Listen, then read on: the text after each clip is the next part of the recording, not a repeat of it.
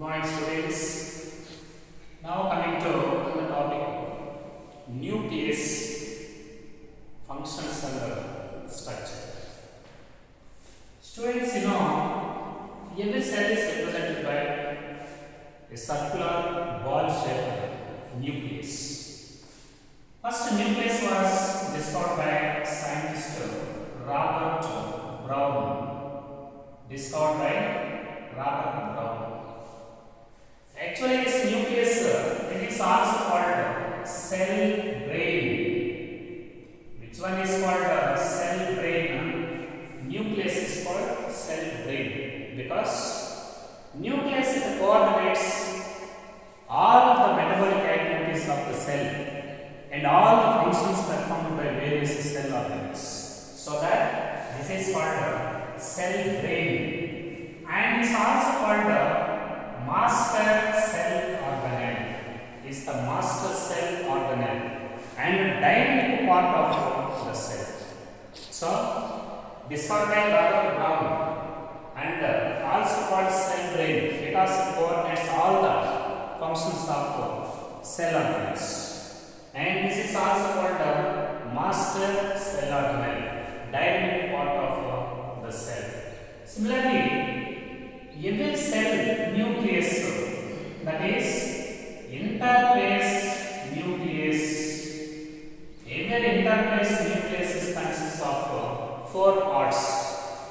One is nuclear membrane, one. Two, second one is nucleoplasm. Three, nucleolus. Four, chromatin. There are total four main parts in a typical interphase nucleus. The typical interphase nucleus is represented by total four parts: nuclear membrane, nucleoplasm, nucleolus, and chromatin substance. Okay, students, every nucleus it is surrounded by an envelope. This is the envelope. Similarly, this is also differentiated into outer nuclear membrane and inner nuclear membrane.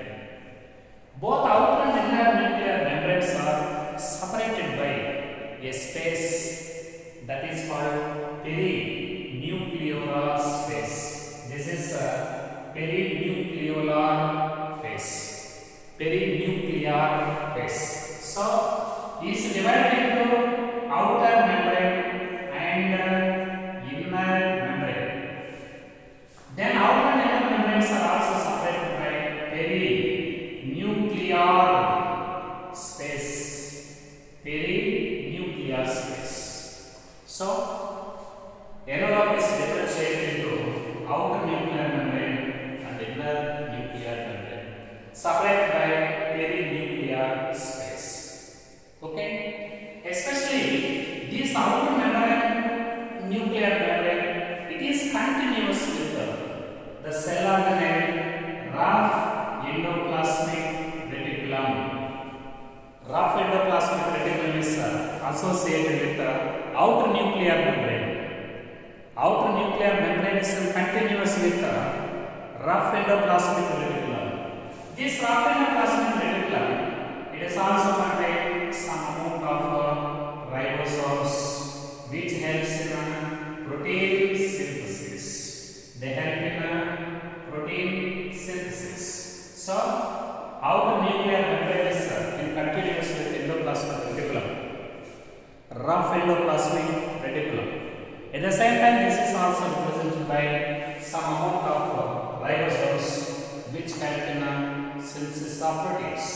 At the same time, these type of outer and inner nuclear membranes in certain locations, outer and inner nuclear membranes, they are fused like this. This is inner membrane and this is outer membrane. Outer and inner nuclear membranes, they are fused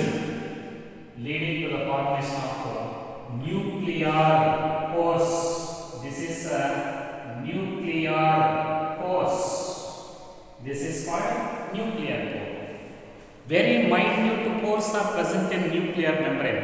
How they are formed? It is formed by the fusion of outer and inner membranes of nucleus, leading to the formation of some minute pores. They are called nuclear pores.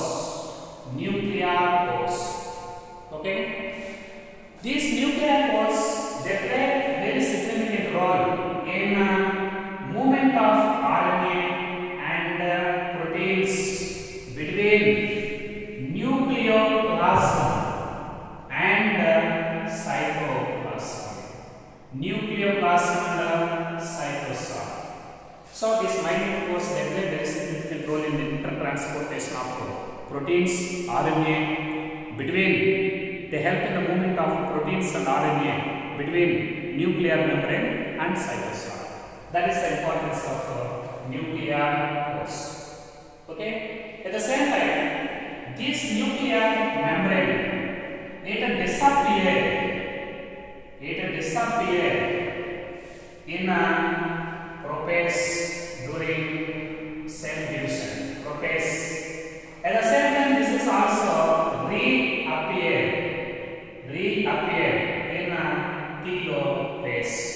Anyhow, every nucleus is surrounded by an envelope with outer and inner layers separated by perinuclear space.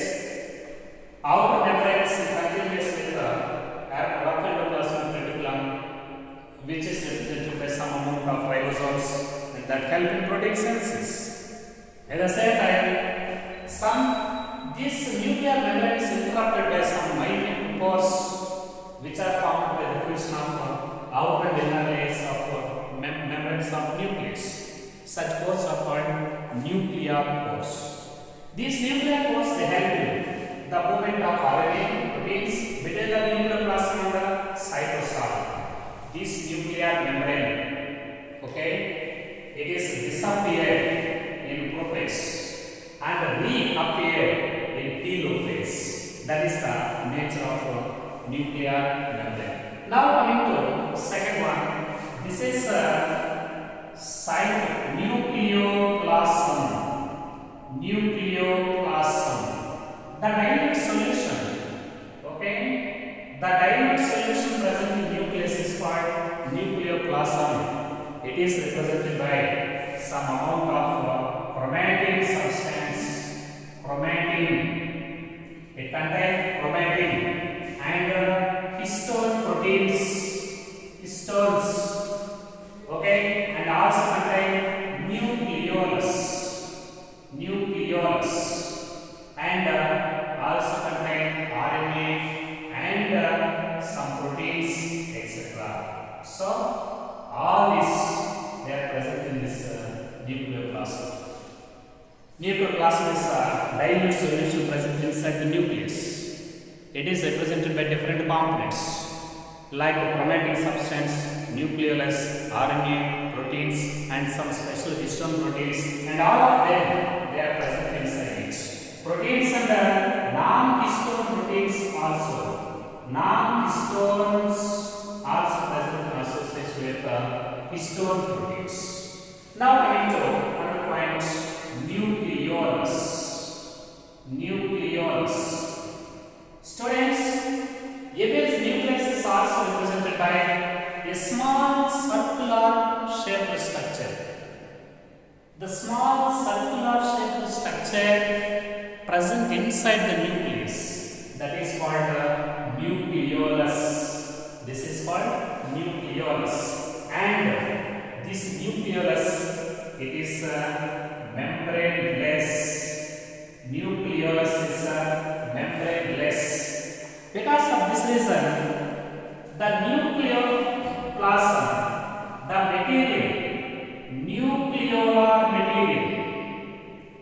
nucleolar material, it is continuous with the nucleoplasm. So there is no the membrane surrounding this nucleolus. Due to absence of membrane surrounding the nucleolus, the material present in nucleolus is continuous with the nucleoplasm. nucleolus. Nucleolar material is continuous with the nuclear sap, that is nucleoplasm, because membrane is completely absent. And this nucleus was first discovered by scientist Fontana. Discovered by scientist Fontana. Nucleus was discovered by scientist Fontana. At the same time, this nucleus is responsible for formation of ribosomes. Formation of ribosomes. So that ribosomal factories, they are called nucleolus is called ribosomal factories. Ribosomal factories. What are the protein factories? Ribosomes are called protein factories. And ribosomes, they are protein factories. And what are ribosomal factories? Nucleoli, plural. Nucleolus, singular. This is a ribosomal factory. Why? Ribosomes are synthesized inside the nucleolus and then they are migrated to the cytoplasm. So that ribosomes are called protein factories and nucleolus is called ribosomal factory. This is the importance of nucleolus. So it's now coming to another point, chromatin material. Chromatin, okay? Chromatin material. Students, every nucleus is also, in eukaryotes, this nucleus is represented by, in eukaryotes, nucleus is represented by deeply stained, okay, deeply stained, lipoproteinaceous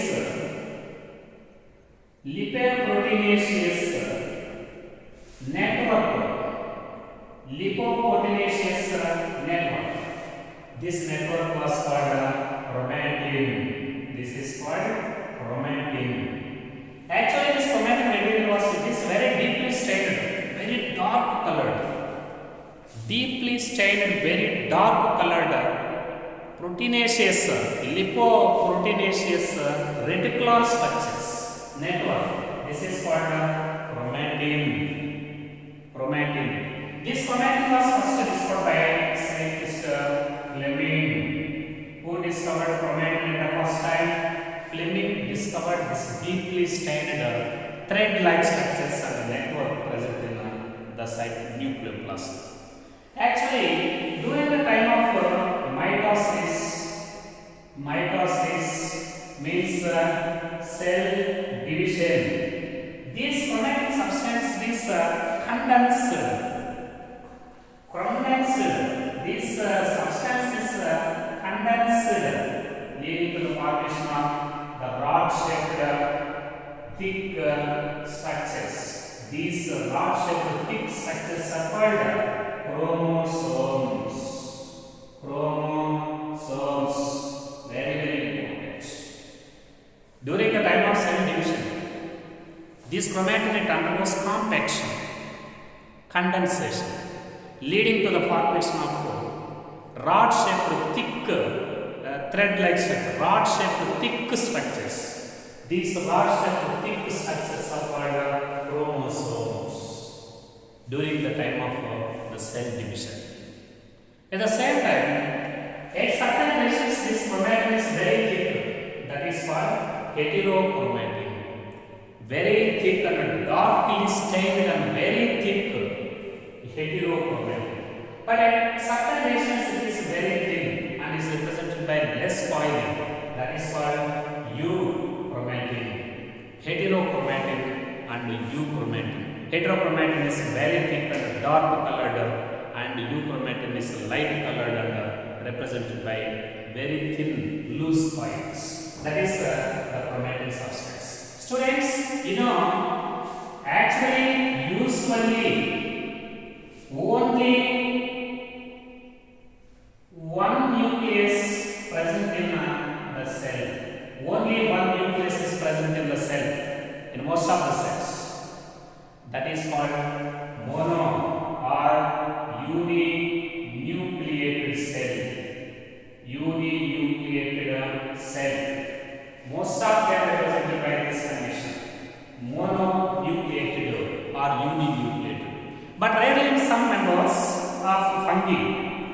Two nuclei are present in each and every cell. Two nuclei, that is also called two nuclei. There are two nuclei, that is called dikaryotic mycelium. Dikaryotic mycelium. Dikaryotic mycelium. And this dikaryotic mycelium generally is present in ascomycetes fungal members and basidiomycetes fungal members. Dikaryotic mycelium is formed in asco and basidiomycetes fungi. Every cell is represented by two nuclei. One is male and the other one is female. But sometimes many nuclei may be present in the cell. Many nuclei, that is called multi-nucleated structure, multi-nucleated condition. For example, tapetum cells and also most of the fungi. Many nuclei are present here. But in some members, anucleated cells are there. Anucleated means no nucleus. Some living cells, they have a nucleus.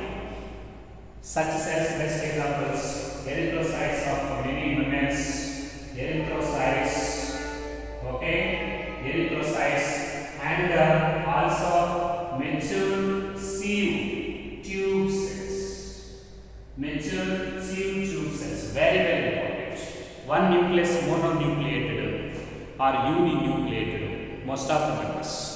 Two, dinucleated, dikaryotic. Example, asco and basidiomycetes members of fungi. Multinucleated, more than two, many. Example, most of the fungi. Sometimes nucleus is absent in the cell. Anucleated. Best examples, erythrocytes of mammals, and also in case of plants, mature sieve tube members of angiospermic plants. They have no nuclei, so that these cells are anucleated cells.